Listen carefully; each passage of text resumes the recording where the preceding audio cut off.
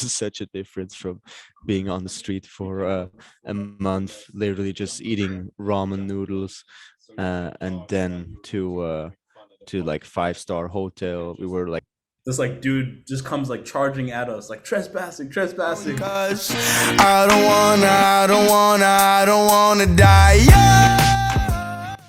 What's up, guys? We had a few technical difficulties in this one. My video wasn't playing when I was speaking, but honestly, in this podcast, there's so many gems. Listen all the way to the end. You're definitely gonna learn something from this video and just be inspired. Today, we have a special guest, the man, the myth, the legend, Nino Icardi. It's crazy. This is a crazy episode for me and him because I haven't seen him since 2018. The story of how we met and just how he started his life. He's making big moves in the NFT space right now.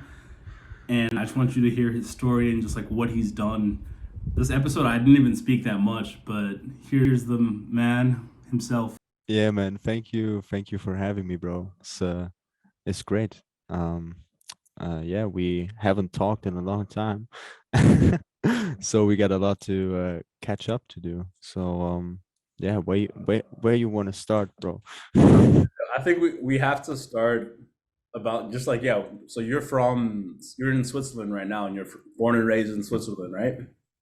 Yeah, pretty much. I was born and raised here in Zurich, and yeah, then at some point when I was 18, I moved to Austria for a little bit, and with my best friend, because yeah, we just, I don't know, we didn't feel the vibe that hard in Switzerland, and then we just went and made like our own little company that didn't work out as we planned.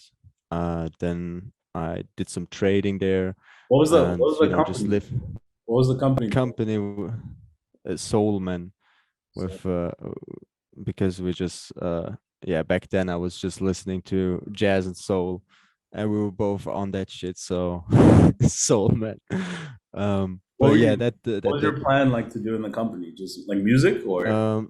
no, it was we just wanted to do film production. We had all the equipment and everything, and we were like, yeah, if we can sell like you know, like fixed packages, uh yeah, and just go to every store, whatever, and you know, talk to them. And we actually had some jobs, but then I realized that it's just way much more effort to, you know, pull together a whole crew. uh you know, in my head it made a lot of sense, but yeah, you have to coordinate a lot of things that yeah, it just gives you a lot of headache, and you can't really focus on the creation part sometimes. And that then I met some people, and when I was out partying, they were doing trading. Then I got into that. Then I dropped the whole thing with the company for a while because that was my source of income. I just did, you know, currency trading, and yeah, at some point I was going back to Switzerland. No, no, first I went to Vienna because I blew up my room in Innsbruck where where I lived before, Jeez. and then in Vienna I made a bunch of cash with trading, like really quick. And then I was like, why am I here where it's cold in Vienna? I could be somewhere else. And the trading team planned on going to LA in March. So I looked up flights for March, and I saw like that they're $250. I was like, damn, this this hella cheap. What the fuck? I'm a see like when is the next time a flight is so cheap, and it was like in 1 month. So I went back to Switzerland. I packed all my stuff, went back, um, and then chilled there for like 2 weeks. And in those 2 weeks, I made even more money out of these like 5,000. I made like 35,000, and then I lost it all. Then I lost it all, but I still had the ticket to LA. So yeah, just went, and you know, like it was just such a uh not a nice time, you know, when you know, lose like 30K.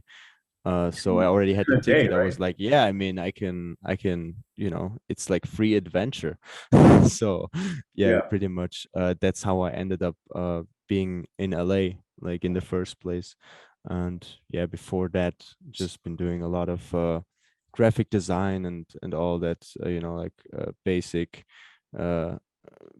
videographer stuff. And at some point I was like, felt the urge to create more, learn more. And that's also like something that I remember then that I started with these trippy collages back in LA, actually. Like Exactly. this Yeah. when it really started out, because I just felt like the creative energy everywhere. Everyone's doing shit. And you look around at Venice Beach and there's like someone filming a Netflix series there, and then there's some other dude doing a photo shoot. It's just everyone's doing stuff. And this really pushed me a little, to just to create more, even though I didn't have like that much technical know-how. It was just Photoshop and a camera. And yeah, then at some point we met. I But know. I know. do you want to take that part, how we met, so we have like a structural Yeah. things that were right? Of course. Of course. Honestly, what was I doing back then? I was in college back then, in community college, literally going to college every day. But I got off early. I started early, got off early, and it was dope because I knew I was gonna have free time during the day. The same thing like you. I was just like kind of exploring like what I wanted to do. I was always at Venice Beach and like Santa Monica, just like that area. I love like going to the beach because there was always, as you said, there was always like such a vibe. I had literally gotten my car in LA, and it was the first time I could travel around like where I wanted to and just be free in that way. But anyways, like one day I went to, it was Santa Monica, and I was, yeah, I had my school bag on and everything, I think. Or I think I took, yeah, I had my school bag on and everything, went to Santa Monica. I think actually the day we met was like I got my car like 3 days later or 2 days later, something like that. Or was it the day Yeah, off? yeah, Something like that. someone around down. Had my backpack on. I was by these. I'll show it in this podcast. But I was like by the swings in Santa Monica. You basically like swing from like pole to pole on some American Ninja Warrior shit. And I couldn't do it the whole time. I couldn't do it. I was failing the whole time. And then I ended up meeting Nino there, and we just ended up speaking. I don't know what you said, or I don't know how we met, but we just you. I think you came up to me. I And you're just like, I don't think you can do that, or whatever you said. I to be honest, I don't know like the first interaction anymore. I just know that it happened right there at Yeah, the Venice Beach training area. And I was just like, I was obviously there traveling alone, just looking for chill people to connect, like down to earth, do some stuff. And yeah, that's and when then, we just met, yeah, pretty we much. met. We met there, and I remember you had. I think you just had a bag too. I think you told me you were You had just gotten to LA like 2, 3 days ago. I don't know what it was, and you were couch surfing. Hmm. You were couch surfing while you were there, Pretty and much. I was like, how are you like doing that? Like, why are you doing that? And you just came across as like so down to earth, and I'm like, I have to like just get to like know you more. You gave me your Instagram, and honestly, at first I was like, who is this dude? Like, is he actually like who is this dude? But I could tell you were just like a cool, like normal, like chill dude. Yeah, the thing is about connecting with people when you're like traveling alone is that sometimes it's like people catch the wrong vibe, because yeah, it's just you're maybe they think you want something from them, but it's Yeah, just just chilling, no alibi, just wanna hang. I mean, that's what I pretty much did for the most part of my LA experience, I just walked around, like especially the beach, because on the beach everyone is like Shown. friendly. It should be happy. If you're not happy on the beach, I don't know what's wrong with you. But so yeah, just looking for scouting for chill people to And yeah, hang so the we ended day, up because I connecting. didn't really. Yeah, we ended up Yeah, we connecting. ended up connect. Gave you my Instagram. Then we ended up chatting like DMs. I think the next day, or it was like 2 days after, we went to the Venice Beach again, and we're just like chilling around. We ended up meeting up with this like random girl. We did like a mini photo shoot, and Oh yeah, yeah, yeah. Oh yeah, yeah. Shit, yeah. I remember. we I ended up remember. like I doing like tried. a I tried to get some jobs there, as doing some photos, because I thought I was already gonna stay longer. yeah. Yeah. And I think that the second time we met, you were like just basically come. I think I was like, yeah, just basically like come with me, like in my car. I think we went to In and Out for the first time, and Oh yeah.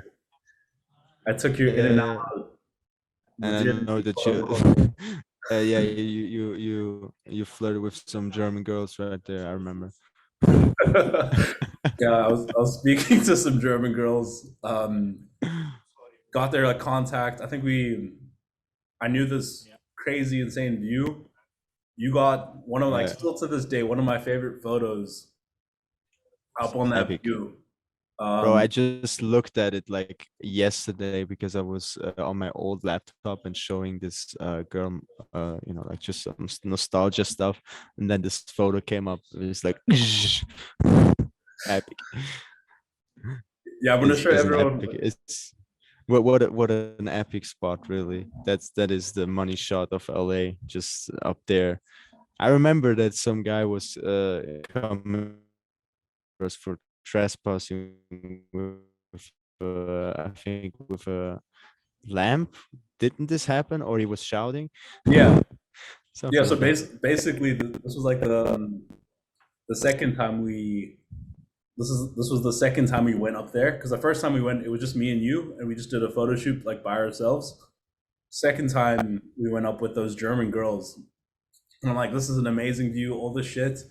We get up there, like walk past like the barrier, and this like dude just comes like charging at us, like trespassing, trespassing, Trespass. trespassing. Like he just shines a light in our face, and like we just like all start running, head down. I had my car in parking brake, like going down. I don't know if you remember, like all the way going down in parking brake. And I thought there was something wrong with my car, and I'm like, just like, what's going on? But yeah, we got out of there. I forgot what we did after, but I think we just went to like another view or just like chilled. But then yeah, that night you were showing me like Yeah, that was like, for me also. That was such an epic exclusive experience, being around to drive around in LA uh with a car, because I was just skating the whole time there, and it's just such a wide city.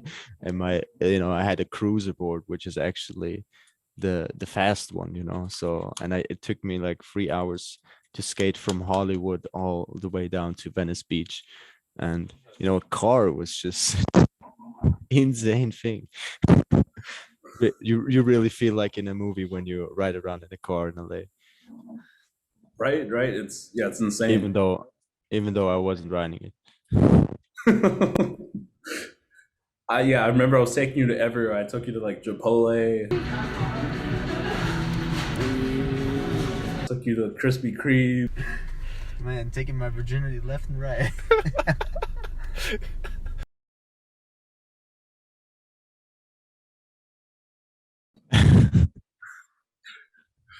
So yeah, Chipotle was actually. You said it was good. You said Chipotle was really good for Yeah, you. Chipotle was good. I mean, for what I got there, like the thing is, I went there with this big expectation of Taco Bell. This is like, like this is the shit, right? everybody's been mentioning it in every fucking show I know, or TV reference, and then I go there and it's just ass, and it's just ass. Um, but yeah, Chipotle was good. But I didn't have that high of standards in eating then, because I actually lost about 10 kilograms in LA, because I was there with $100 and like only ate McChickens and ramen noodles. So, So so all you had was $100 to your name. yeah, I think like $150 or something to my name, until like obviously I could have always just called my dad or something, but that, it's just, it's also funny when you just don't have money. If we have nothing to lose, it's like a good fresh base to start, and this is what it felt like for me in LA. Like just I'm stripped down on the streets. I had no place to go. I just made up couch surfing connections on the fly, and it was really cool experience to start my journey again. Also, as a digital artist, it was a cool experience being there. I got really inspired by the energy. I kind of lost the energy then, when I still did a lot of graphical stuff in that year, in collages, but then it slowed down. I had my year of drugs that everyone has to just go through. Wait, uh let's go back to let's go backtrack a little bit. You go way too fast for the people. uh You're going way too fast for the people. yeah, that's more time for the good part. But I remember, yeah, you saying that, and I completely relate, because I've been in situations where it's like I could reach out to my family and ask them, oh, could you give me this amount of money because I need it. But it's like you want to learn and hustle for yourself, and Mhm. like get out of tough situations for yourself, and just like say that you made it for yourself. So I can relate to that Nice. completely. Get And get creative with the resources that you have. exactly. And I remember, because I was like just starting out day trading. I'm not good at day trading at all. And you were showing me Meta. It's this app, Meta for Trader, I think, right? That's what it's Yeah, called. it was something like that. I can't remember actually. I've been so out of this thing after that whole thing. I just didn't You're like touch that for a while. you're like But I'm done. crypto I like, but not trading in with leverage anymore, because yeah, that's pretty risky. What I did was just follow the Ripple trend. Don't mind me. I'll just grab a Schinkengipfeli. How you say that? And Shoot. croissants à jambon. Like ham croissants. What is it in German? What were you saying? It's Schinkengipfel. Schinkengipfeli in Swiss German. oh nice. But dude, yeah, it's crazy how honestly I don't think I've told you this, but when you were on that journey, it like inspired me because I was like, dude, you're willing to come to LA with $100 and you're just gonna figure it out. I remember when I brought you home, my aunt was like so caring, and she's like, "No, you have to stay with us. Like, there's no ways anyone's gonna like I can't let a child like just like sleep on the streets." Because I think there was one night you didn't have a place to stay. Mhm. Yeah, Two I nights. had that one night um that I ended up being on the street, but I was like, yeah, just go to the beach, and just chill there, that I don't get robbed by some crackhead or something.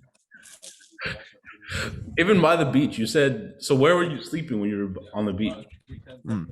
I'm The thing is, even though LA is warm, I didn't take enough um jackets or so. I didn't take a jacket with me.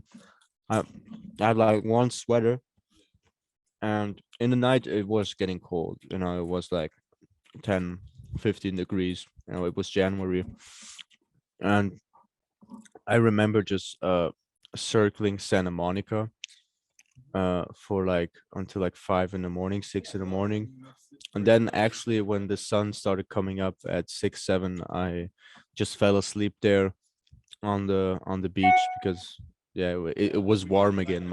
I was actually able to fall asleep, so I just went the night through and then slept like 2 3 4 hours on the just there on Venice Beach. That was beautiful. Jeez, yeah. Dude, it's crazy. I made a video. I had like a similar experience, like homeless for a day. But I did it to myself on purpose. I locked myself out of my uncle's apartment. This was like back in 2020. Locked myself out of my uncle's apartment and just ended up, I was like, screw it. I think maybe subconsciously I was like, let me pull a Nino in my head and be homeless for a day. And I was just like out in downtown LA, like quote unquote homeless for a day. But I ended up having a car to sleep in. You literally slept outside at night. I can't even imagine that, bro. Like, same thing. It was October for me, so it was cold. October, November, so it was cold as hell. It's like winter's LA, and it gets cold. I took you to Krispy Kremes. But yeah, I mean that's that's in LA was just a good time for me to challenge myself.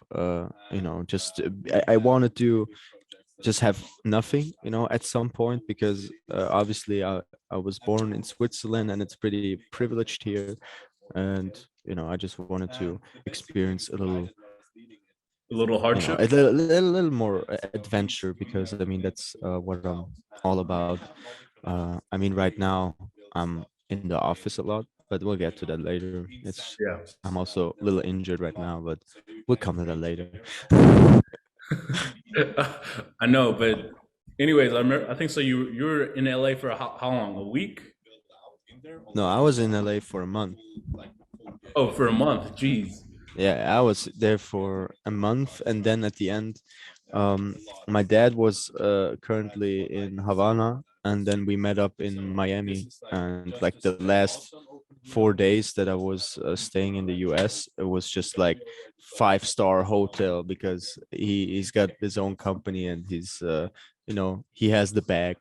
But it was just such a difference from being on the street for a month, literally just eating ramen noodles, and then to like 5-star hotel. We were like flying over Miami with a chopper, Oh, stuff like that. Just crazy 3 days. I got the hardest tan in my life before. I never got this tan like in Miami. I was just like 3 hours at the sun on the beach, fell asleep, and I was black, bro. Literally. Like, bro, I'd never been so brown before. It was like the whole 4 weeks in LA, just nothing. It's just like a whole another layer. I got sunburned as well. It was so intense. But yeah, that's what I remember from Miami. And yeah, then I actually went back to surprise this girl that I met before I went to LA, which I actually was crazy about. And you're in love, bro. You're in love, and you. yeah, I was pretty much in love for the first time, and then it hit it hard because I was just not there. I was in LA, and yeah, then I ended up going back and surprising her on Valentine's Day, which now I think back is a top tier romantic move. But I totally forgot about it. But yeah, this happened. Then I did just was in love for a year, and did all them drugs together. How you do that? What kind of drug? And LSD? What are we talking? yeah, mostly like Psychedelic? I'm a designer, so I do like psychedelics have always spoke to me, like shit moves and you don't even have to animate it. And I never been the first thing after I was MDMA, but I didn't like it that much. It's just like obviously I liked it. Everyone likes it when he's on MDMA, but yeah, it kind of that introduced me into the drug world. And then I at some point tried LSD, and that was then the go-to drug I tried some other things that I just don't like anymore. But right now, I like as of still right now, I just smoke weed and yeah, drop acid or shrooms or a little DMT. But you know, not in a cracky style, um more like in a productive way. Productive way. I've heard Joe Rogan like speak about DMT and just like the like powerful effects it has in your productivity. But I Yeah, I just like mean it does, and I mean just I mean that may sounds a little weird, but I feel like my because I did a lot of psychedelics that year, um and also you know the continuing years, it always pushed me harder to, you know, it's just like a reflection. That's what I see a psychedelic says, you know, obviously you got that funky high, but it's just a reflection of what you really want sometimes. And then you know there's these things that always nag on you, and then they let go, but there's some things that always nag on you because you didn't do them. So at some point, for me, that was 3D and just going deeper into the material, because you know at that point I was like 20 years old, and you're like, okay, well, what am I though? Like, I'm not a professional designer. I'm not like a professional salesman. I just started like 3D, and yeah, then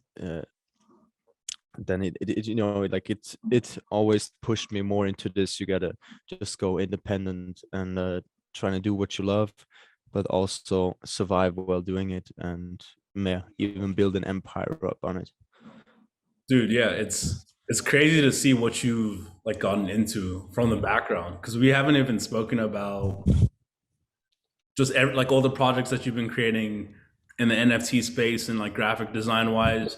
Because even back in LA, like some of, and I'll put some photos so everyone can see, but some of those photos that you're creating, I'd never seen like that side of like art and graphic design and the way you would Photoshop lights and put in Bro, images. It I was remember you being so flashed motivated me as well to obviously, you know, like having that positive response to when I was start doing that.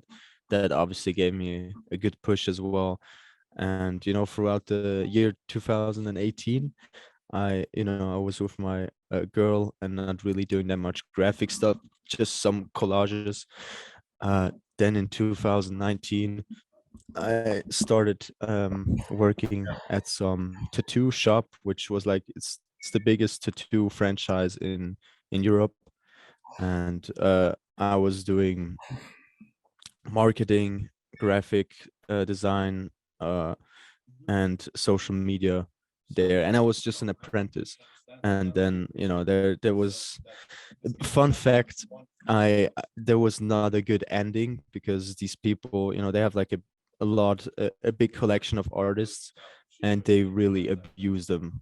You know, like they always try to get more percentage because they have this brand, the tattoo brand itself, yeah. and they're always like, you know, first it was 50-50, and now they're claiming 60% of the work that an artist does. And it's, you know, it's just not really appreciative, and I didn't really felt in touch, and they were just very shady. And it proved again to me, as long as it's not your baby and you're not there from the core, from the start, Yeah. it won't work, because it's their baby, it's their vision. You have been added to the chat 20 years later. You know. That's true. That's true. And no matter what they say, is because I really tried, you know. For me it was like that chance where I was like, okay, is a good brand, I can really do some cool shit here if I move and invest. So I was ready, you know, to invest all of my time into it, and then quickly So realized you again were that it was, so you yeah. were like that's when you were like really just focused in on doing graphic design and learning the art of doing it. So did it become a No, passion for you or I mean, it was always, you know, like like designing stuff was always, you know, like I was always also on the animating side of stuff, you know, just doing all types of digital How did medium, you like how every did you type get of into media it? production. How did you get into I started I started like when I was 14, 15. I started with a camcorder, and then just developed into affinity with all kinds of media production tools that are around. I also started 3D when I was 15, touched it for like a few months, did some renders, but it was because it was so complicated back then and not so user friendly. I dropped it again and then took it up again like 5 years later. But yeah, really at this job, I was just doing everything on my own, and the thing is I was paid as an apprentice. So yeah, this was growing apart, and then I realized, yeah, I gotta go independent again. Yeah. I gotta build my website up. And then fun fact now, this guy who was my boss back then, he now wrote me like 2 days ago, and now he needs an NFT collection. And now we're the the boys on Yeah. the how you say it, on the table, yeah, on On how the the turns have tabled. uh, the tides have turned. Yeah, yeah, pretty much. And it's just Able to funny, turn. um Dude, and it's crazy how like life can be comes like that full circle, and yeah, you and I love that when I because that dude really just had no appreciation for art at all, and time that someone, or visions that someone invest. So yeah, this this is warms my heart when they come as squeezing after, like like they snaking back. It's like, yeah beautiful. My ego is stroke. has just been yeah. But yeah, pretty much I stopped there in fear. Then I tried to focus on my portfolio and quickly realized, yeah, I gotta get more into 3D. Then I got the basic workflow figured out with my old laptop, and just started doing some basic 3D scenes that I had stored in my head. And the basic idea, like inspiration from that, was I saw an Instagram post from a dude. This was in nature, and then it said it looked photorealistic, and it was a render. It was a 3D render, and I was like, no way, dude. And it looked so photoreal. And then I check his page, and he does that every day. Like, what the fuck? How do it can't be that hard if this motherfucker is doing it every day. Every day. Yeah. So there's got to be some kind of workflow that you can just then adapt, and it's easy as fuck. And then that's when I started to look more into 3D. And yeah, then it just blew my mind how easy it is. For me, it was really uh easy to learn. I mean, I already picked up the basics back in like 2014 or something. And pretty much it was like uh it wasn't really hard to get in. There's some YouTube tutorials, and once you get like the workflow figured out, and you can just start creating visions from your head, it's an amazing feeling. Because I felt like, as a 2D artist, there's always the point where you feel like you can execute that idea as good just in 2D. So I always saw 3D as this top level of like, The next I level. need to learn this at some point. Yeah. And yeah, so I started with the 3D renders just on the side. And back then it took me like a week or two to make one picture, but it was cool. And You just I love the was, whole process of creating. yeah, and for me, like the first few renders, they are so close to heart, because you have a lot of ideas that store up in your head that you could do. And that's why I feel like the first renders of some persons are like, could be some of the best, because they have such raw emotions in it, which was also the case for me. I just literally took inspirations of phases and just experiences in my life, and Yeah. turned that into an artwork, even if it was just a recent one.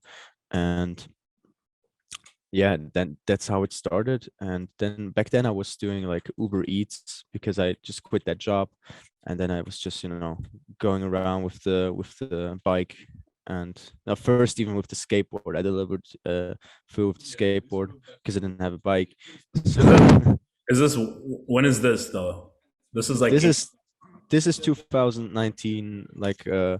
I don't know, October, September, like I quit my job in July. So yeah, I was like, yeah, while that I was doing 3D renders, my first ones.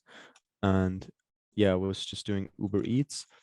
Then I did some, when you're on the street and selling someone, to donate, like the guy on the street, and it's Oh like, yeah. hey, you want to donate? And yeah, I did that for like 2 months. Dude, how do you get So paid doing that shit? Like, is it you each person you sign up? yeah, so basically you have like at least 5 people you have to get into sign up for a donation per day. Gee, And you get paid well. I mean, you get like 200-300 bucks a day, which is pretty good. yeah. And you're outside. For me, it was perfect. And the thing is, why I went is my a good friend of mine was the coach of the team. So we could just do whatever the fuck we want. We're just blazing big doings and then going to work. And obviously it's a job where you just have to have that aura, that happy aura. And nothing better than after some doinks, you're just on the street in the sun somewhere, because you're traveling through the whole Switzerland, and just talking to people every day, another day. It's really it's a hustle, but it's a cool experience Yeah. for like a couple months. Yeah. But yeah, It's it's great. hard to keep up because sometimes you're just not in the mood.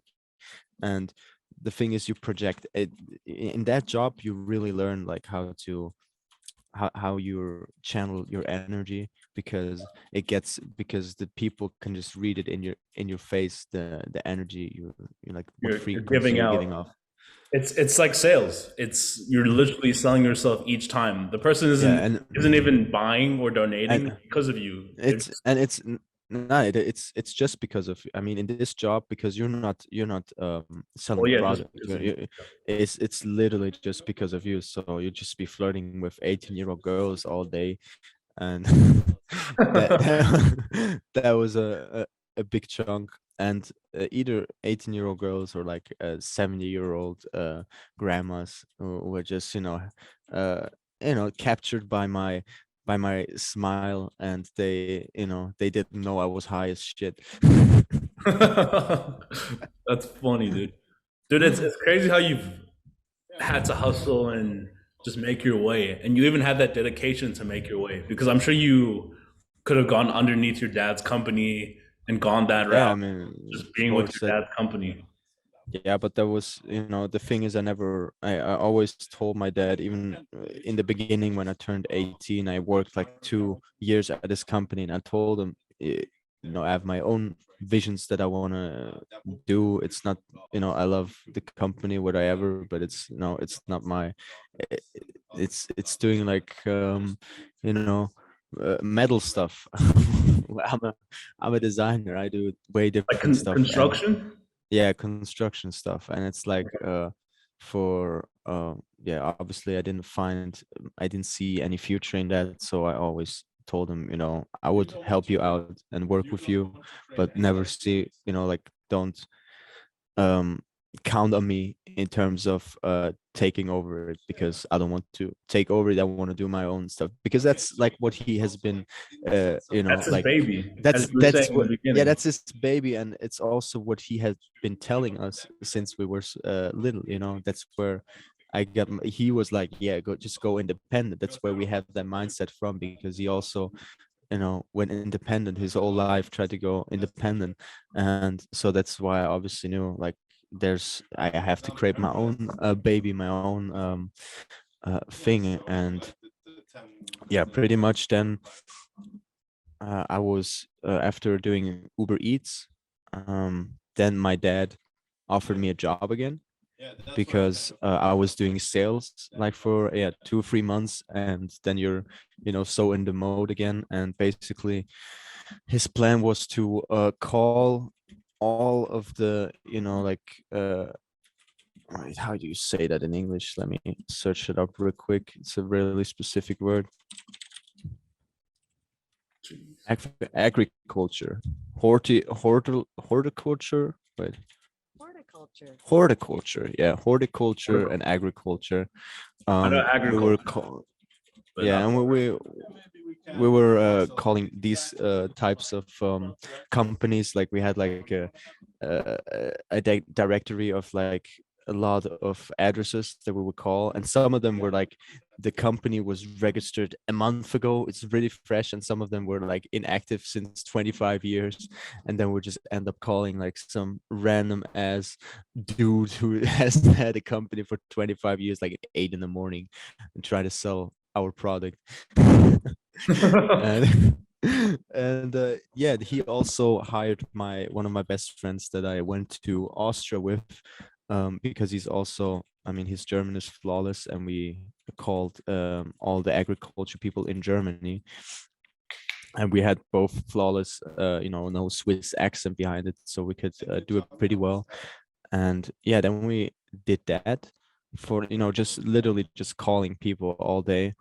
And then in like March 2020, he decided, okay, we can also go, well, you know what, we'll go to a villa in Spain and just call from there, because we can call from anywhere. okay. And that's what we pretty much did. We, like, one day before Corona broke out, we arrived there in Spain, and then there was like this Notzustand, it's like emergency state in Spain itself. It was like one of the strongest regions where it hit in the beginning, and there were so many restrictions, you couldn't even go onto the street anymore alone. You were just locked inside basically. But we were there inside of this very nice house, and it was on the top, it was like literally on The at the top floor. peak of it was the highest house of all of them. It was like at the peak of the Was it like a hill. mountain? Yeah, it was like a hill. And then we saw pretty much everything. We had a pool, and we just did a lot of training. That's where I also found my love for movement as well, like just going very hard in like climbing and parkour, that kind of stuff. And yeah, pretty much what we did there was we were working. And the thing is, because I could just work and do something else, because it's I automized it, so we can just press one button and it just runs through all of the calls, and you have to say the same shit over and over again, so you don't even have to use free brain cells for it. So I was working on my portfolio on the side. Your And just, portfolio, like 3D animation, like that stuff. yeah, not 3D animation yet, because I still have my old laptop. But yeah, this was like, animation was always the goal for me, but obviously it was limited in the beginning. So I just did still renders of the experiences that we had there in Spain, and build up my 3D portfolio with for something I thought like, yeah, that looks nice and I can be proud of. And we ended up doing a lot of adventures there in the nature, on acid, going climbing. And that's where I also, yeah, that was like the moment where I also find my love for movement, and for just the focus, the laser focus that I implemented into my brain, like since, I don't know, 2 years now. It's just been going. And I was there, and I was on a really high dose of acid with Noah, and he handles it like a beast, like no one else. We be climbing up mountains high as shit, really sketchy routes. So are you And doing this like free fall, like with no yeah, harness? yeah, no harness. It was like at the coast of Spain. There's like a lot of the rock is just not as uh steady. Mm. And but it was one hell of an experience. And um at some point, on high doses of psychedelics, you have this uh losing yourself and finding yourself again. And I saw that, I had that moment where I saw myself, and I was, selling for my dad right now and doing the 3D on the side. And I was like, yeah, I have to focus in something. Otherwise, I'll get lost until I'm like 25 or something. So I have to And set my laser focus now and how something old are that you I like now? doing. You're 22. 22. Yeah. I remember we were the Uh, same age. Yeah. That's what inspired and me.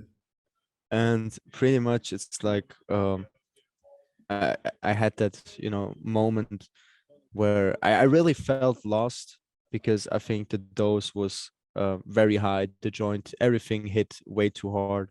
And I also was like sick for a month before, so I didn't do shit. So I had like, minor depressions.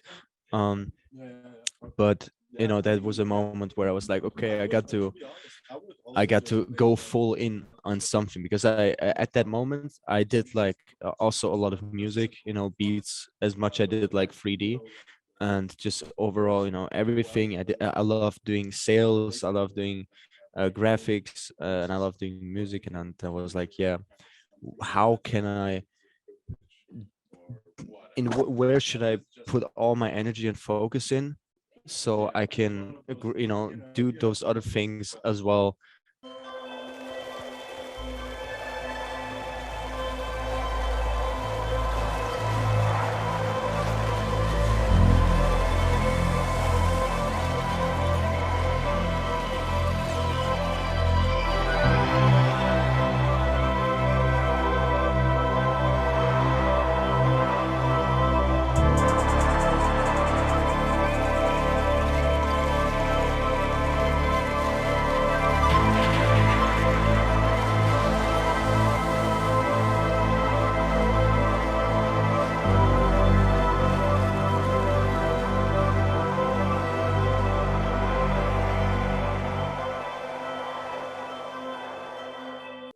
Like save them for later, like, or have like um kill two birds with one stone, in terms of, like the music industry. So my initial thought was like, I'm gonna just make a lot of stuff and try to get connected with the music scene. And through that I can meet my, uh like my favorite artists that I actually maybe want to collaborate on tracks in the future. So that was like my way that I thought, like, yeah, if I'm gonna be the guy who does the sickest cover and animation, then yeah, Be able to I'll pull up. collaborate.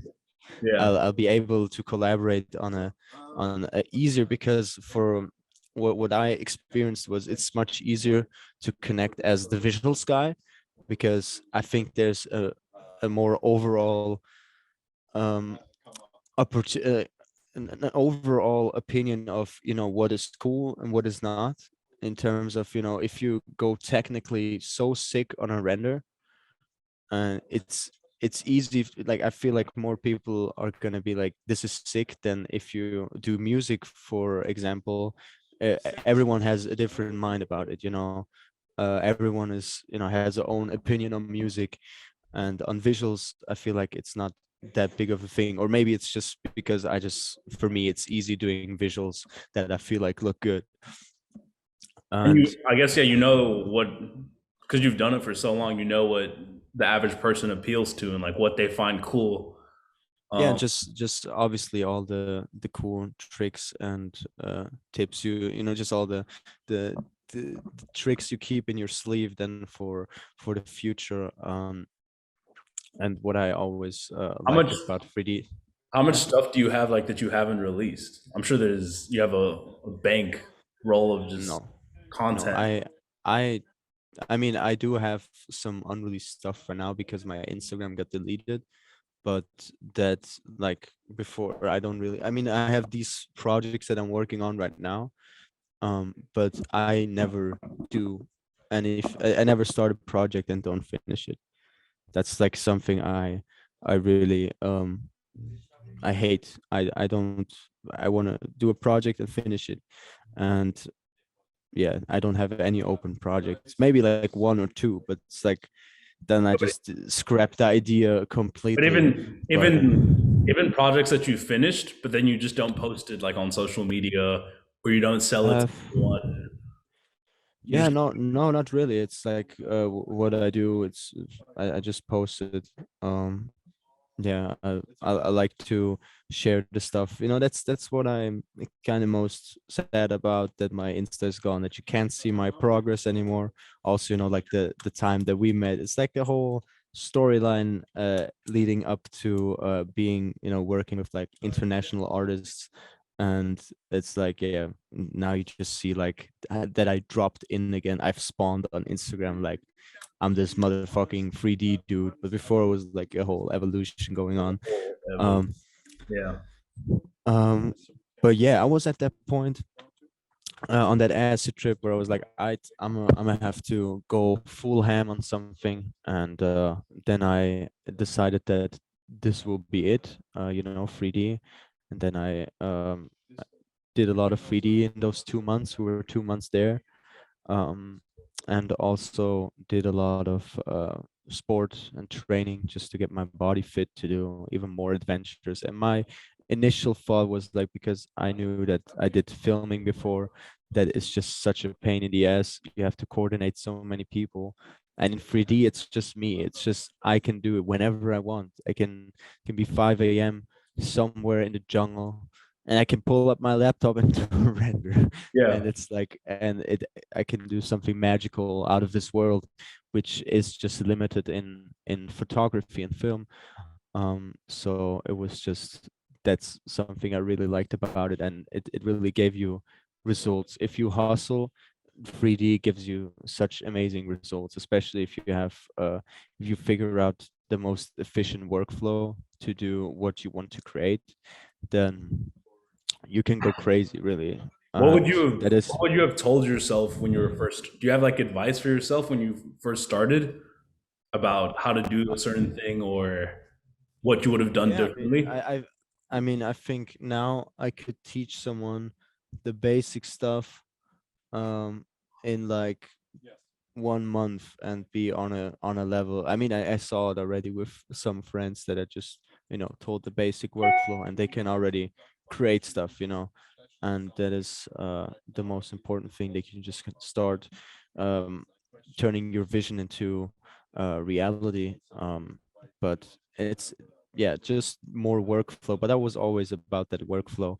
What I would have said myself was, um fuck the music scene and go to NFTs. That's what I've probably Go to said to NFTs. myself. Yeah. But yeah, it brought a lot of cool How experiences to did the you table. even like get into NFTs? Because I know, sure, I'm I guessing mean, you got recognized.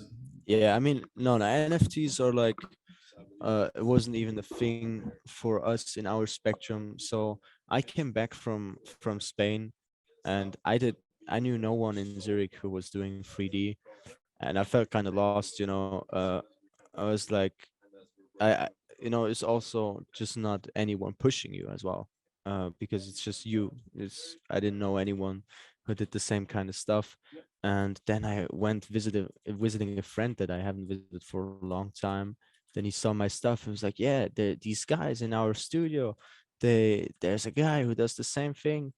And then he showed me the page Team Black Hat, and it was just like, it was like, I don't know, 1 or 2 weeks after he created Team Black Hat. And that's when I met Mustafa right here, the boy, the G. And he was pretty much also doing 3D in that time. He was also learning that skill set, um, kind of parallel to me.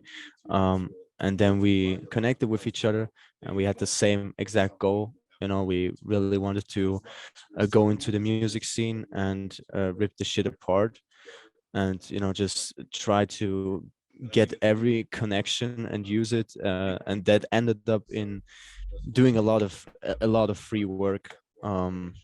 as you can imagine, that's yeah, we just took everything and every opportunity and delivered like 500%, just so we can make a name that spreads. And yeah, pretty much. Oh shit, that was our motto. Just, like, in the end, it's what you see that gets you talking, like the end result gets you talking. If a million people are going to see this visualizer, then we can flash those people so hard that at least 10 of these people would be like, who the fuck made this? I need this too. And then they'll come Yeah. to us.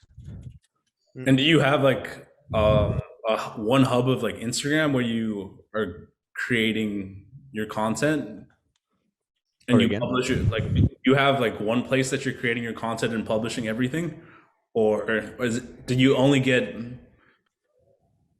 like, where did you get people to see your stuff to pay just to pay for it? Instagram. Like It's first, Instagram. I was in this, like, very fast, when I came back from Switzerland, from Spain to Switzerland. I realized that, yeah, having a portfolio web page doesn't bring you shit. It's basically, yeah, you have to build up a brand for yourself. Um, Otherwise it don't work. So yeah, everything was on Instagram. And yeah, we just started reaching out to our favorite artists, and we connected with them and did stuff with them. Like, Mustafa, for example, he was more moving in the fashion scene and the German music scene, and I was going more for like the USA music scene. And pretty much, yeah, just texting with artists that When, we like. when you You say just like, you just how are you reaching out to artists? Where you're like, I want to do your cover art for like yeah, singles, yeah, and you just I just, write them a message, be like, I'm a fan, whatever. I try to be as down to earth as a message can be. yeah, Like, bro, I love your stuff, whatever. If you ever need a 3D visualizer cover, whatever, hit me up. Let's work. I would love to do something. Much love. And then the thing is, they'll see it, they'll read it, and they'll check out your profile. And if your stuff is fired, there's no hesitation on, yeah, let's work. wow, And a yeah. lot of these people are, yeah, they're just people. You can just text with them and they're like, let's do something. And yeah, that's So who that do that you, that can you name any that artists that you've worked with? oh yeah, I You've done so. can. Yeah, so the first visualizer I've ever did was for Lil Gnar and Lil Uzi. And it Damn. was and it came through a guy who was pretty much doing that, just talking with people, messaging them. And then it came through to us. And then I made this over a night because they needed it fast. It was like 250 bucks or 150 bucks we got for it. It's like, just you get nothing from it, but it's, your stamp on it. And like, that was big for me. It was my first visualizer, and it was already for a world class, like a big known musician. And that set the standard high for me to, okay, well, I'm gonna be connecting with everyone now. And then I went after Isaiah Rashad. Oh yeah, that's insane. uh Larry Richard, yeah. Isaiah Rashad, YG Tut, that whole label that they have. um Guap that 4000. Yeah, Guap Dad um 4000. Jeez. yeah, I did. I'm doing an NFT collection with him right now. Actually, like, if he finally responds again, because this guy just likes to not respond for a week or so. But yeah. Anyways, uh, just meeting a lot of cool, talented artists that I really been that I just been vibing and also listening to music to. Um, a lot of people from LA, Ice Cold Bishop as well. Just a lot of artists around there. and it was and UK, you know, like High Focus Records, Verpty, that kind of stuff, you know, that laid back old school. Just trying to get in with everybody, you know, that I really been listening to, and also had some reach to, you know, that I could actually profit from it, and it wouldn't just be a loss. So But I'm sure you don't even mind like that artwork that you did for Lil Uzi Vert, and it was only 150, $200. yeah, You can put that on your portfolio. I'm sure you did. yeah, that's the only thing I we did the stuff for, to gather as big as a big ass reference list that we can just shove in everyone's face. And it's like, yeah, bro, what it's like, what do you want to do? And Exactly. that w- Yeah. and yeah, then for myself, I was freelancing at that point. Then last February, I'd finally started making some money while freelancing. Oh wait, I should also mention, like, when I came back from from Spain to Switzerland, when I met Mustafa, he is the founder of Team Black Cat, and that's the collective. Oh shit. Team Black Hat. So that like that's kind of is it kind of like Base Clan where everyone works on like everyone's part of the team and they just have their own role. But Mhm. you guys like form together as a And collective. we're just a family of designers, and the idea is to just bring talented 3D designers together and exchange, and have you know, like, cool guys with the same mindset. So what we did was, you know, try to gather first all of the people that are in Switzerland, and then it just escalated real quick internationally. And as of right now, we're like 40 plus 3D designers in the collective all over the globe. Like in LA, we have like 3 people. We have in India, we have people. In Brazil, we have everywhere. We have people. It's insane, So and you're they're just all like building and one. building like Yeah, right and now. they're all like, you know, they're all like us, just one man studios, just doing hustling, taking the opportunity, trying to create opportunities for the team. And yeah, that is pretty much Team Black Hat. And we wanted to have, you know, we were in the studio as of right now, like this, with this capacity, and we just wanted to be able to take any kind of job, even though, you know, and have the biggest capacity. If we can just assemble the collective, the Avengers, and then we just have enough, then we have enough capacity to work on anything when in any time frame. Because a lot of these music things are like, tomorrow, I need it yesterday, I need the I need the cover Oh yeah. yesterday, bro. So it was a lot of stress. And then I was just Wait, yeah I want to go back to like because you're doing everything as a team, and let's say an artist comes into you guys and we're like, we need this. How do you guys So no, like everyone commission? the thing Or is, the team Black Hat, everyone is its own freelancer. It's no money involved whatsoever. But at some point, Team Black Hat as a collective has established itself as well. That there's obviously requests coming through, and if there's specific artists that they want, we'll get them on a project.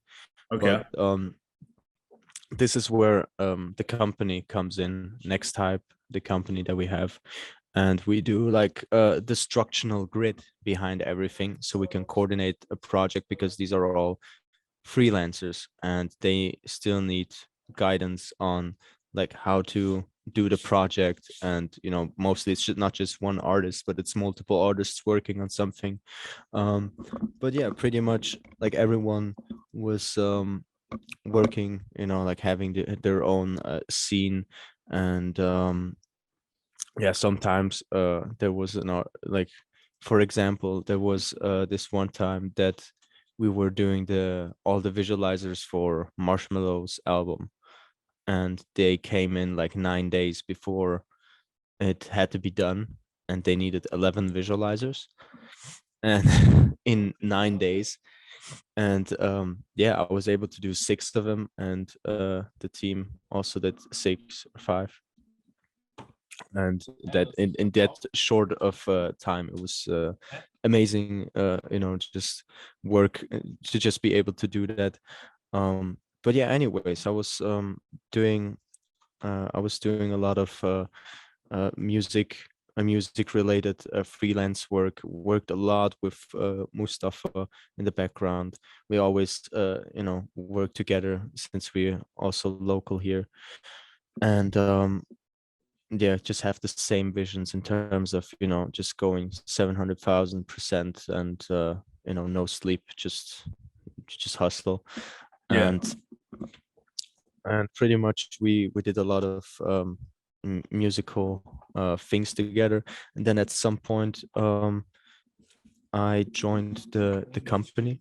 He and Shankris and David, who is not here right now, they founded this company around 3 years ago, Next Type. And it was first a film production company. And yeah, it slowly shifted more into 3D, since Mustafa is was giving a lot in was just going hard in 3D. Then I joined the team, also just leading the way in 3D. So we shifted our focus.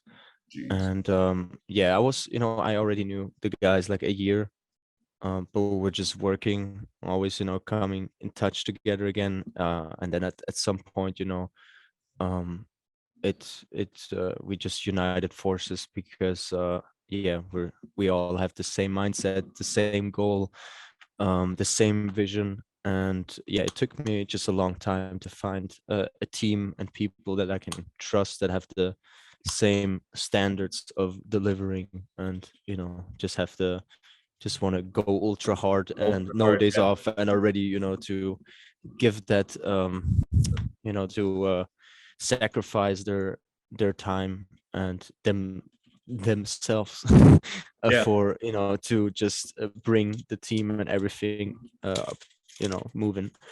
And yeah, this is when I joined Next Hype. um then that summer we also did a visualizer for Lil Nas X, which was pretty cool. It was like I think the biggest in terms of artists that we work with, as well Marshmello. That happened like in like 1 month, 1 month period. Also with like D Block and Offset. Just like some just some artists. But it's the thing is, the music scene, it doesn't pay well. It's just flex, even though we worked our way up in like a year from just free visualizers to actually getting commissioned by the stylist of Lil Nas X. And it's like, it's still, the budget isn't, you think that you will get this, but it's still like this. So Yeah. we quickly started shifting our focus towards NFTs. I mean, we've already been introduced to the whole NFT thing in like March last year, like, or even just the beginning of last year. We started posting our own NFTs and just our own stuff. And yeah, then I sold a couple pieces. Right now I'm just uploading all of my shit that I still made in 2021 before I dropped my collection. But pretty much Mustafa already made his collection, like 32 hands, and they're all like different. Different. And How do you? Because I remember you posting a collection in 2021, and I think I might have reached out to you and been like, "Dude, that's amazing." Or I forgot what I said, but I just like find that so interesting because people are everyone's like in the hype of NFTs now, but they don't know where to go or they don't even know what an NFT is. They don't Mhm. even know where to start. But how do you Really, when you release a collection, is everyone buying it or like full no, I collection? mean, the thing is, like for myself as an artist, uh it also was a major setback that my Instagram just got deleted in like October. Um, but in terms of my reach and brand as artist, I'm not that big that I'm just selling out like a whole collection if I just drop it. So that's why I obviously like this collection I made before was just like for fun. The one with the space backgrounds, Yeah. with the space wipes. That was just for fun. Um, and yeah, I didn't really expect to sell anything. I mean, it sold some, I think like 20 or something, but yeah, it was more of a fun thing. And yeah, we've been more into the NFT production side. So, there's this thing that uh there's these generatives. I don't know if you know about them, but you have like No. a collection of 10,000 of something, and then these are not handmade, these are generated basically. And the same thing we can do in 3D. You can do the same thing, with different types of PNG layers in Photoshop, where you have like in one group you have like 20 different types of sunglasses, 20 different types of hats, Okay. whatever, and then you have an algorithm just running through and doing every combination. That's And so interesting. So the Board Yacht Apes, Ape Club. I'm sure you've definitely heard of that. The Board Yacht Ape Club, yeah, of course, yeah. Ape Club. Did they do the same? Do you think they did the same thing, or did they? Oh yeah, they did the same thing. It's all like these collections that go up into the thousand in numbers. These are all generated. And the same technique applies now to 3D, and that's what we as a company have been just doing. Like we, and also like my focus is a lot like I do mostly animations because I just love animations. It's like a whole world you can just and a vibe you can just set yourself in. But yeah, we've been doing like a lot of uh promo teasers and content for collections that are coming out, and they have no storyline whatsoever, so they come to us like, can you come up with something cool? Yeah. And pretty much that's what we did first, and now we're doing like the whole collections of these people, which is very lucrative. um and it allows us like, okay, little, just so you know, like the last year we didn't make money. Like we made a little money, but just to survive. Yeah, just And enough money to get this, by, right? yeah, pretty much. Like we were four people in the company, and we all got $700 each month. We all just uh gave ourselves $700. And now since December, like the everything shifted. We have big jobs, and now we are 18 people. Jeez. And it's been 3 months, and it's fucking insane. Yeah, like it's really been the past 3 months have been a big progressive ride to the top. I mean, it was long coming. We felt, like we were literally connecting with top tier artists and important people that have the the sickest connections you can think of. And Did you then connect with? I know the viewers might not know this, but Beeple, he's basically, I think he's, no, I haven't connected with people yet, but there will be a time. I mean, it's just not I don't know how I there's no interest for us. I could yeah, obviously, but it's like I love what he's doing. But yeah, I mean, yeah, it yeah. would always be cool to meet him. For Um, people who don't know, Beeple creates artwork. I think for the last 12 years, he yeah. creates a piece every day.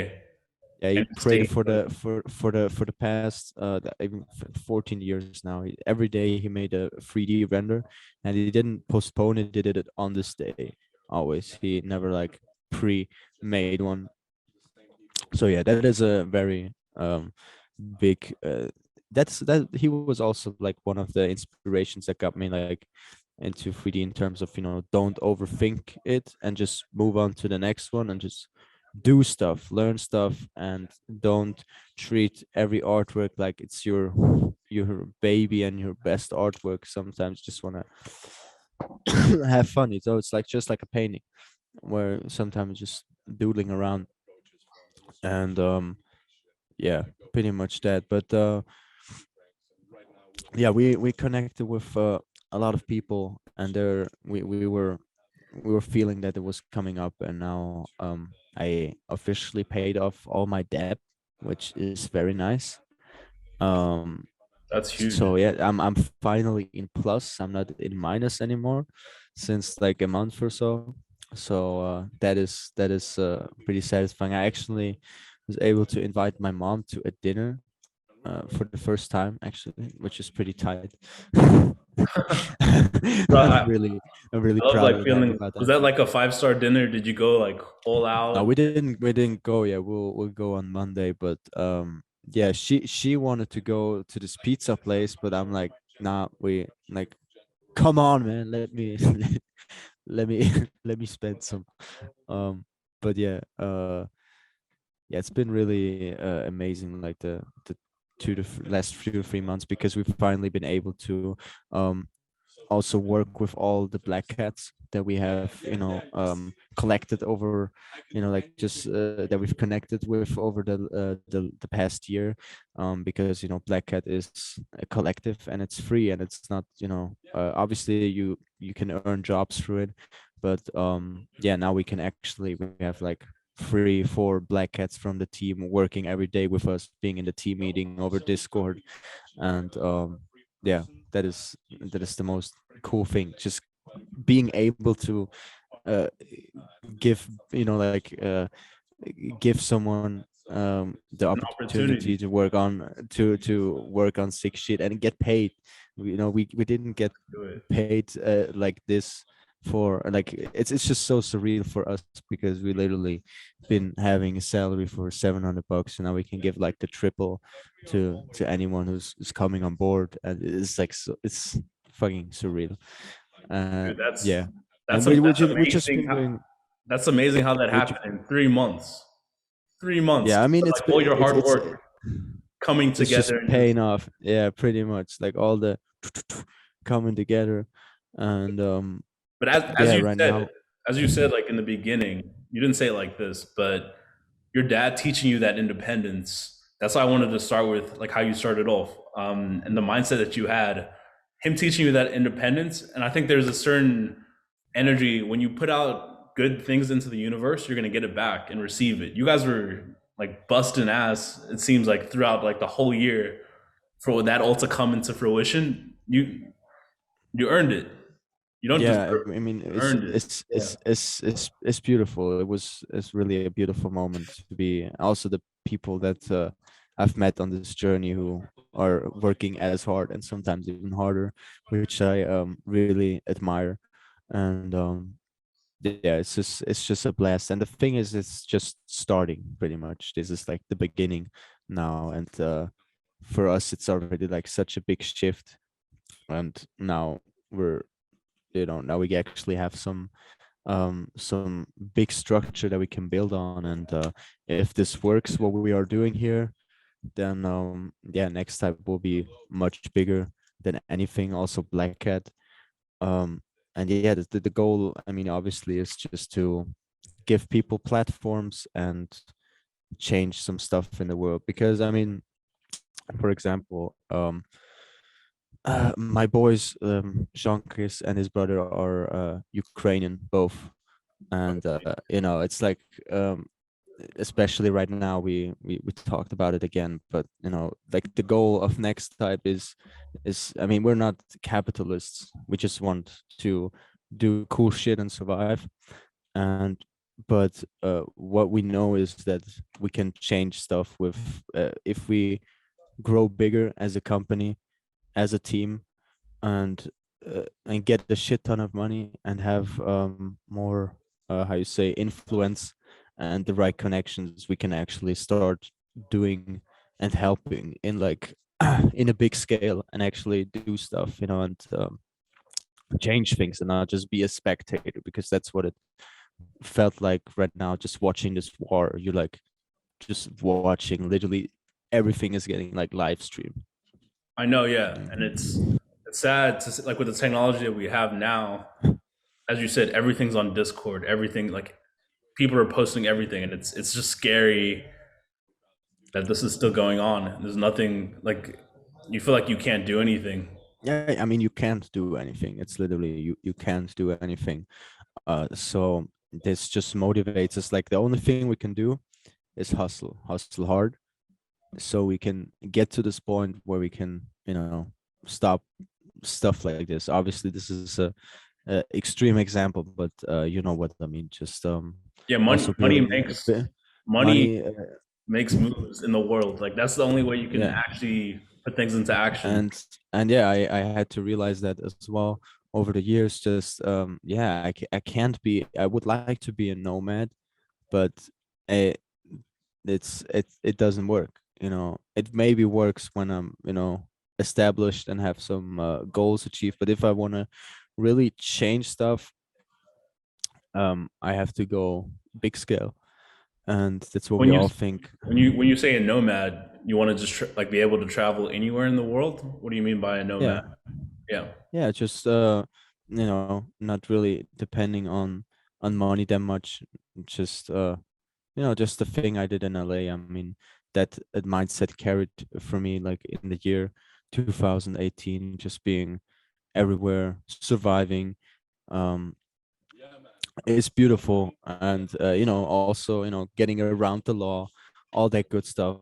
But then soon I realized that it's just, yeah, it money does help in a lot of things if you want to actually, yeah, do stuff which is not, like if you want to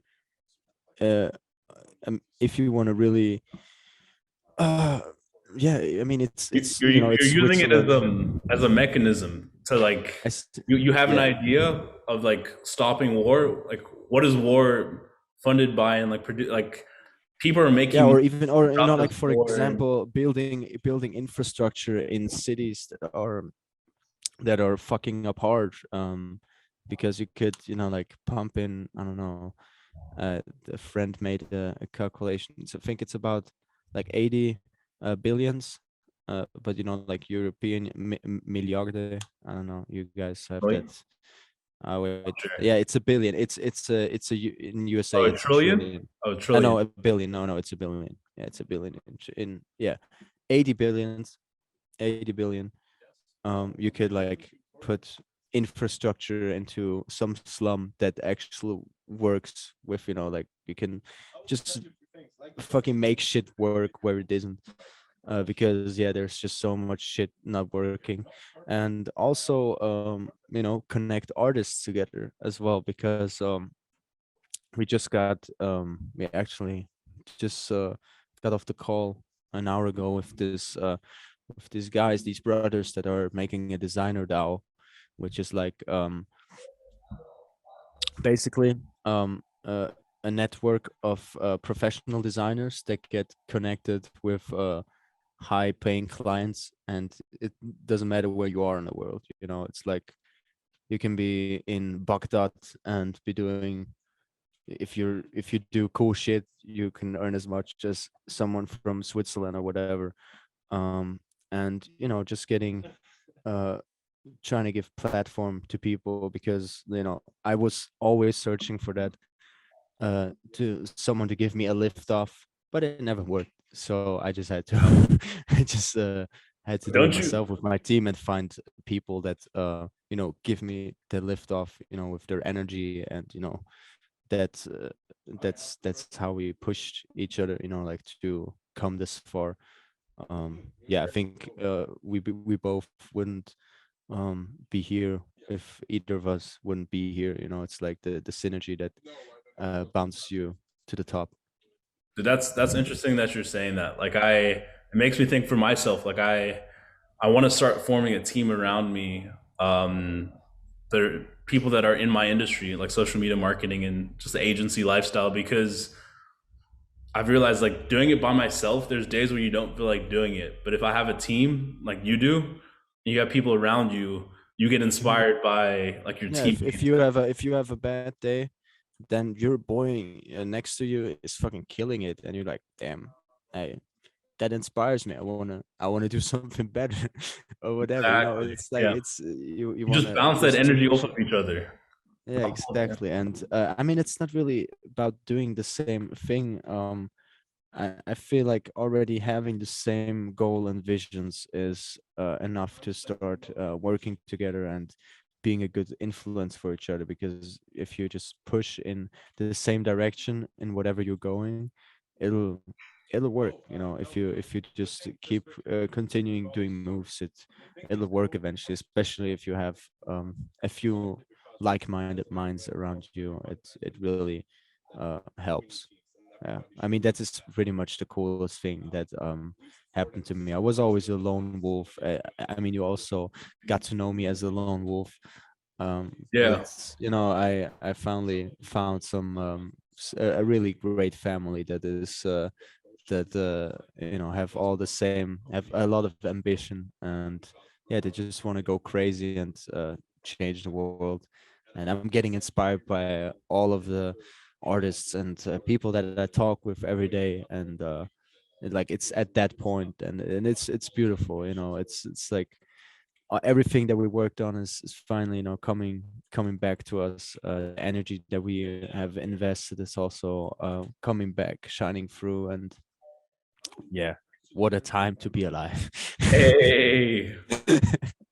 And yeah, like in Great. terms of NFTs, I'm in this dilemma because I'm working on a lot of projects for the company right now. And then I also have to take care of my artist brand, because it's two brands. No, it's actually three brands. It's my artist brand as myself, then it's Team Black Cat, and then Next Type. And these like are the three brands that I need to push constantly. What I'm doing, like yeah, like if I do anything in any of these, it will push the others as well. And yeah, they're all conjoined together. Because if you do Yeah, well, Black Hat does well, and Next Hype does well. It's yeah, yeah, exactly. it's just like this Um, domino effect. But yeah, dude, I have one more question for you. yeah, of course. End of this year, what do you see yourself like accomplishing or envisioning? And it doesn't have to be like monetary. It could be just like still staying connected with your team and developing that. Yeah, what do you see Uh, at the end of this I year? see. Um, Obviously there is some monetary goal as well Yeah, that we set ourselves. Like we definitely will hit the million this year. That is already probably mid-year. And that is obviously a big goal. But other than that, just expanding the team, being able to work with even more talented artists and do just even surrealer projects. I mean, for us, it's slowly time to come out of the shadows, because we just really, in Switzerland, we don't have any Swiss. We have like almost no Swiss partners or jobs. It's literally just it's literally just international stuff. So we were really working in the grounds, like just yeah, connecting over social media. So for us this year, we definitely want to also come to LA, so we'll probably see each other dude. sometime this year, because we do have made a lot of connections there, and as well just everywhere around. I just want to come out and connect with people as well. And maybe we don't know where this all is going to take us, but the goal of Next Type is always to just smash open more doors of opportunities, that yeah, we can do sick shit. Because yeah, that's the goal. Just smash open as many doors, and then you'll see what we want to do. But as of right now, I think in a couple months there's the point where this just it's right now already at the point where we have a lot of projects going on, and different groups in the company, that you kind of lose track, even as someone Yeah, who is in the head team. And yeah, so I really I feel like it's gonna get much bigger very fast if everything continues like this, because as of right now it's like been a progressive curve. And yeah, I just hope we can all, you know, express ourselves and you know, how you say it, not evolutionize, but be try to be our best selves, you know, like that's like our goal, like with everyone who's in the company, like just to work on you, that you get your best self, what your soul desires and what is healthy for you, and to achieve your goals and dreams. Yeah. I love Pretty that, much. dude. I love that answer. Thanks again for being on the podcast. I really appreciated it. I know someone's going to take Thank you some for note out having of me. it, some learning out of this podcast, the mindset that you took to get where you're going. And it's not over yet. Like the journey's still going on. Yeah, it's still going on. Yeah, I mean, something. Yeah, it's just it's still going, man. I have no idea where it's going because we're going pretty fast right Yeah. now. But it's beautiful. And yeah, the the one thing that I learned is, yeah, community is key, and find yourself some cool people with much love, and that way you can just, you know, exchange those energies and visioneer together, and do some crazy shit. Because yeah, there's so much you can do these days. We're interconnected. We can pretty much yeah, I mean, it's the our company that it exists is the living proof. We just working for people overseas that it's like what. It makes no Yeah. sense. But yeah, yeah, just much love. And yeah, just spreading much love and try to push each other. Appreciate you Yes. again. Thanks, guys, for watching. If you stayed to the end, got any value out of this, comment, subscribe, and go. Please, like, do me a favor and follow Nino. Like, give him a follow. Follow Black Hat. Follow Next Hype, and get on the wave.